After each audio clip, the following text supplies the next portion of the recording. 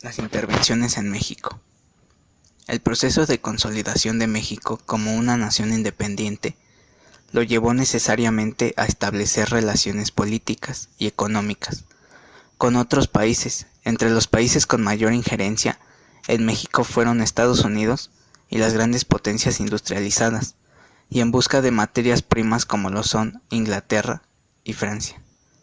En sus 200 años de historia, México enfrentó 6 importantes intervenciones armadas por parte de España, Francia y Estados Unidos, por motivos económicos y territoriales.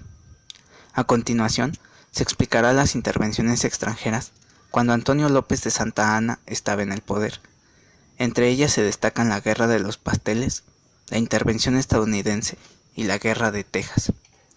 La Guerra de Texas. La independencia de Texas se dio entre el 2 de octubre de 1835 al 21 de abril de 1836. Las partes en conflicto fueron México y la provincia de Texas, perteneciente al estado de Coahuila, y Texas. Los problemas entre el gobierno mexicano y los colonos anglosajones en Texas comenzaron con la promulgación de la Constitución Centralista de 1835, conocida como las 7 leyes. Esta nueva promulgación, producida por en ese entonces el presidente de México Santa Anna, dejaba sin efecto a la antigua Constitución Federal de 1824. Poco tiempo después surgieron pronunciamientos en varias regiones de la República Federal. La guerra comenzó en Texas el 1 de octubre de 1835, con la batalla de González. Prácticamente, las fuerzas tejanas tomaron la bahía y San Antonio, Texas, lo que hoy es la ciudad de San Antonio, aunque pocos meses después serían derrotados después de algunas victorias mexicanas. La guerra terminó inesperadamente con la batalla de San Jacinto, a más de 300 kilómetros de lo que hoy se conoce como Houston. En ese lugar, el general Samuel Houston condujo al ejército tejano a la victoria sobre una parte del ejército mexicano. Al mando de Santa Anna, el general y presidente fue capturado tras la batalla. Tras la conclusión de la guerra, se formalizó la República de Texas, que fue reconocida por el gobierno mexicano.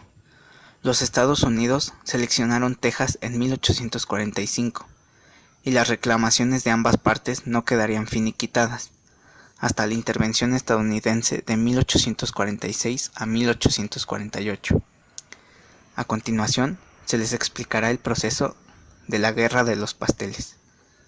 La primera intervención francesa en México, también conocida como la Guerra de los Pasteles, fue el primer conflicto bélico entre México y Francia. Tuvo un lugar del 16 de abril de 1838 a 9 de marzo de 1839.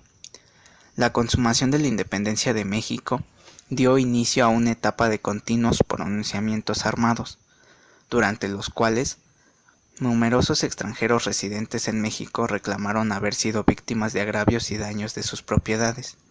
Entre estas reclamaciones destacaba la del señor Remontel, dueño de un restaurante de Tacubaya, donde algunos oficiales del presidente de Santa Anna en 1832 se habían comido unos pasteles sin pagar la cuenta, por lo cual exigía ser indemnizado. Este fue el motivo al que el pueblo mexicano identificara esta guerra con Francia con el nombre de Guerra de los Pasteles. De Faudis, en un comunicado a su gobierno, le indicaba que había que actuar con energía. El ministro de Relaciones no estuvo de acuerdo. Al responder a las reclamaciones francesas en consecuencia, de Faudis pidió sus pasaportes y abandonó México. Regresó a Francia para volver en marzo, acompañado de diferentes barcos de guerra que apoyaban las reclamaciones de su gobierno. Este mismo redactó, el 21 de ese mes, un ultimátum al gobierno, exigiendo el pago de 600,000 pesos para cubrir daños ocasionados a los franceses.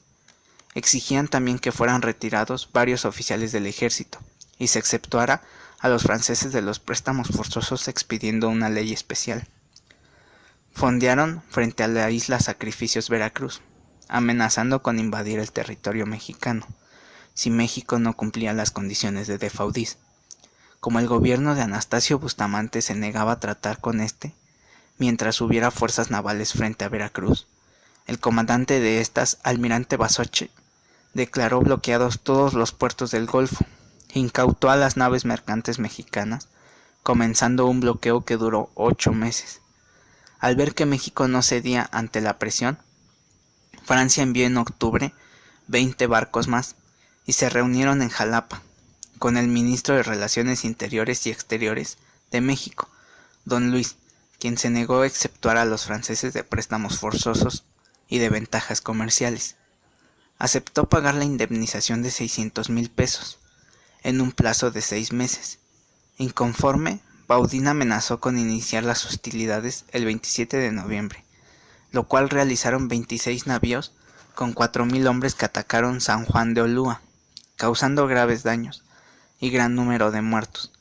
Retirado, desde su regreso de Estados Unidos, Santa Anna observó los movimientos de la escuadra enemiga y decide actuar. Se entrevistó con Rincón y ante la grave situación aceptó el consejo de los oficiales de rendir fortaleza.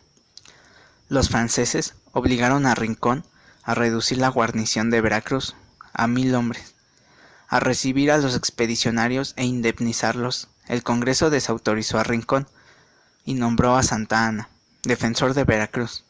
Este llamó a Mariano Atista, quien fue hecho prisionero al ser sorprendido por los franceses. Santa Anna logra escapar. Las tropas francesas atacaron varios puntos fuertes, y cuando se retiraban, Santa Anna, que había recibido refuerzos, intentó atacar el muelle contra el almirante Baudin, las cuales contraatacaron utilizando un cañón que mató el caballo de Santa Anna, destrozándole la pierna izquierda, forzando al ejército nacional a abandonar Veracruz. Este hecho provocó en la capital descontento, culpándose al presidente Bustamante de esos hechos. La intervención de Santa Anna en la defensa de Veracruz le sirvió para recuperar su prestigio, lo que capitalizó muy bien habiendo logrado que lo propusieran para ocupar la presidencia. En tanto Bustamante salía a combatir un lanzamiento federalista en Tampico. Como presidente interino, Santa Anna se dio cuenta de que resultaba conveniente llegar a un arreglo con Francia, ya que Baudin había levantado el bloqueo de los puertos controlados por los federalistas. Por otra parte, el ministro inglés Richard intervino con el fin de evitar daños al servicio británico, quien consiguió reunir a los representantes mexicanos con el contraalmirante Baudin. El 9 de marzo de 1839 se firmó un tratado de paz, en el cual México se comprometió a pagar las indemnizaciones exigidas, 600,000 pesos en total en plazos cómodos, y de modo que menos podían perjudicar al erario nacional. Francia retiró a cambio las flotas invasoras y desistió de la indemnización, a los gastos de guerra, y el desconocimiento de las declaraciones provisionales de 1827, devolviendo además las naves incautadas. Esta guerra no impidió que Francia siguiera ejerciendo gran influencia en el desarrollo cultural de México.